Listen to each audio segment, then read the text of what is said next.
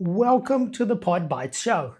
Today, I want to talk about something that I see all the time with English learners, especially adults, professionals, business people, leaders, teachers, entrepreneurs, people who are actually smart, experienced, capable, but when they speak English, they suddenly sound like they forgot their own personality at home. You know the feeling? In Portuguese, you have opinions, stories, jokes, charisma, leadership, trauma, wisdom, everything. In English, suddenly you become yes, no, maybe I like pizza. And today I want to talk about why this happens, why it is not just a grammar problem, and what you can actually do to start sounding more like yourself in English. Most people think the problem is vocabulary. And yes, vocabulary helps. Grammar helps. Listening helps.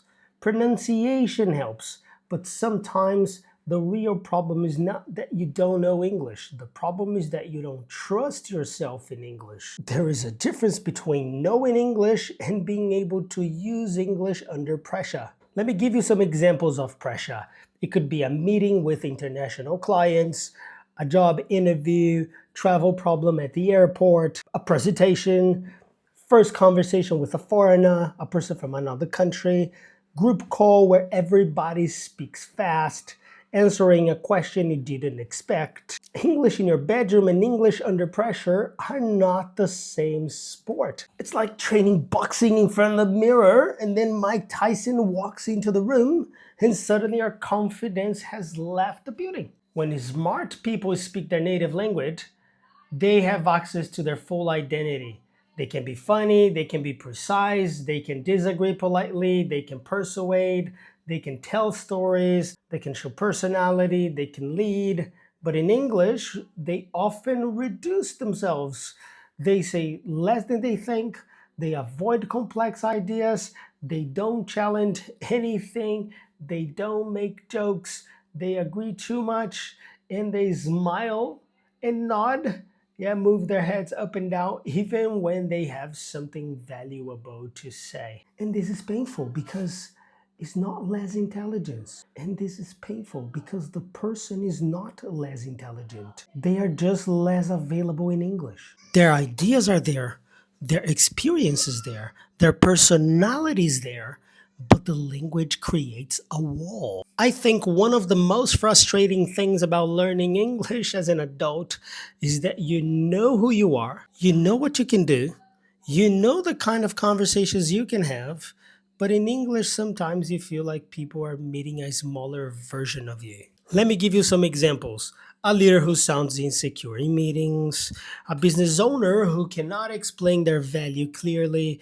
a professional who has great ideas but stays quiet, a teacher who knows the content but avoids speaking, a student who understands everything but freezes when cold. In Portuguese, the person is a lion. In their native language, the person is a lion.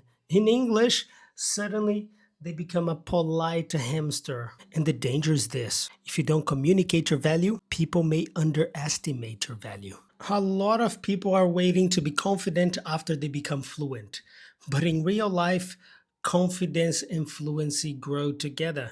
They think the order is first perfect English, then confidence, then real conversations. But the real order is simple English, real conversations, small wins, more confidence, and more fluency. You don't become confident by hiding until you are perfect. You become confident by surviving imperfect moments. If you wait to speak English only when your English is perfect, congratulations. You have created a retirement plan, not a learning plan. People freeze because their brain is doing too many jobs. What do I want to say? How do I say this in English? Is this grammar correct? What if I sound stupid? What if they judge me? What if I forget a word?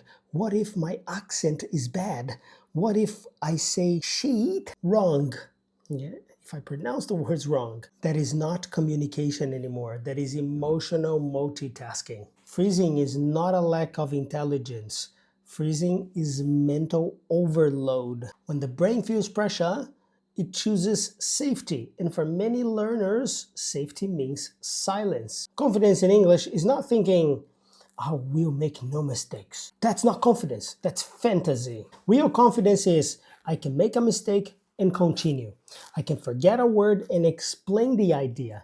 I can pause and still stay calm. I can ask for clarity. I can ask for clarification. I can sound simple and still sound clear. I can be imperfect and still be respected. Confidence is not the absence of mistakes. Confidence is the ability to stay present when the mistakes happen. Let's work on real English, real confidence, and real communication. Let's use the real method. R stands for reduce the pressure. Example, instead of trying to speak beautifully, start with the main idea. Look at a complicated thought here. I would like to emphasize that my professional background has allowed me to develop interpersonal and strategic communication skills. Now, look at the simple version. I've learned how to communicate with different kinds of people at work. Simple does not mean stupid. Simple means available. Now, E in real could stand for explain with examples. When you don't know the perfect word, use an example. Question, what do you do? Instead of freezing because you don't know one specific word, say, I work with customer support. Basically, I help customers solve problems after they buy our product. Examples save you. Now, A would stand for allow pauses. Let me think about that. That's a good question. How can I explain this? What I mean is, let me give you an example. I wouldn't say that exactly. I'd say a pause in English is not a system error. It's a human feature. And finally, last but not least, L stands for lead with clarity. Before trying to sound advanced, decide your message. Ask yourself, what is the point I want to make? Then build around that. Example, imagine the question, do you think English is important in your career? A clear answer here is yes, especially because I want to participate in more international meetings.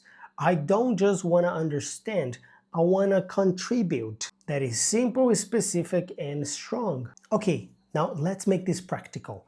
I'll give you a normal answer, a nervous answer, and a confident answer. Think of the first idea. Tell me about yourself. Look at the nervous answer. My name is Alan. I am from Brazil. I am 34 years old. I like music. I have 2 dogs. This is not wrong, but it sounds like the first page of a school textbook in 1998. The best answer here is I am an English teacher from Brazil, and my work is focused on helping people speak with more confidence, especially when they feel blocked or nervous. Don't give random information, give relevant identity. Imagine another question here. Why do you want to improve your English? Look at the basic answer. Because English is important. Now, a better answer, of course, I want to improve my English because I don't want to stay quiet in situations where I actually have something valuable to say. Let me give you another example. The third question that we can answer. What is difficult for you in English? Now, how weak answer, honestly? Everything. Please don't say everything. That's not an answer. That's a cry for help. A better answer here is the most difficult part for me is speaking under pressure. I can understand a lot, but when I need to answer quickly, I start translating too much. English is not just a subject. For many adults, English becomes connected to identity. You start asking yourself, am I smart enough? Am I too old? Do I sound ridiculous? Will people respect me? Can I be myself in another language? And this is why learning English can feel emotional. It's not just grammar, it's exposure. Every time you speak English, you are not just practicing language, you are practicing being seen. Let's be honest. English learners have some survival strategies. You don't understand. For example, you don't understand everything, but you nod like a CEO. Yes, absolutely. But inside your head, I have no idea what the man just said. Or even that fake laugh, you know? Someone makes a joke, everybody laughs, you laugh 1.7 seconds late. Haha, yes. And inside, I will never know what was funny. Or even the emergency exit. Someone asks a question and you say, sorry, my connection is bad, but you are sitting next to the router. Or even the vocabulary funeral. Have you heard of that before? You forget one word and kill the whole sentence. I wanted to say something very important, but one word died. So now the whole idea is gone. Rest in peace. These things are funny, but they show something serious. Many learners are not just learning English, they are trying to protect themselves from embarrassment. For the next 7 days, I'd like you to practice answering some of these questions that I'm going to show you here out loud, that I'm going to speak to you here out loud. One question per day you practice speaking.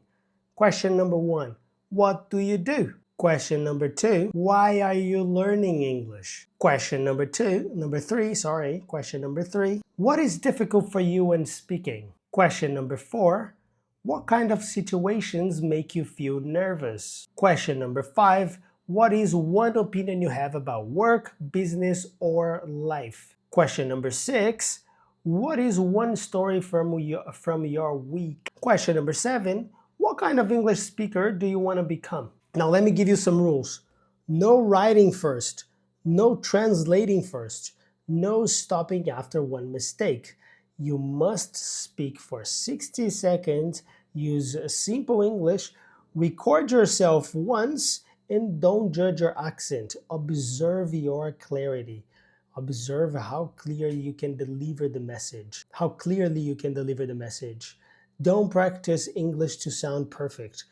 Practice English to become available. So if you feel like your English disappears when you need it most, I want you to remember this. Maybe your English is not the real problem. Maybe the real problem is that you are putting too much pressure on yourself to perform perfectly. You don't need to become another person in English. You need to learn how to bring more of yourself into English. Because the goal is not to speak English. The goal is to stop becoming smaller when English enters the room. Comment below.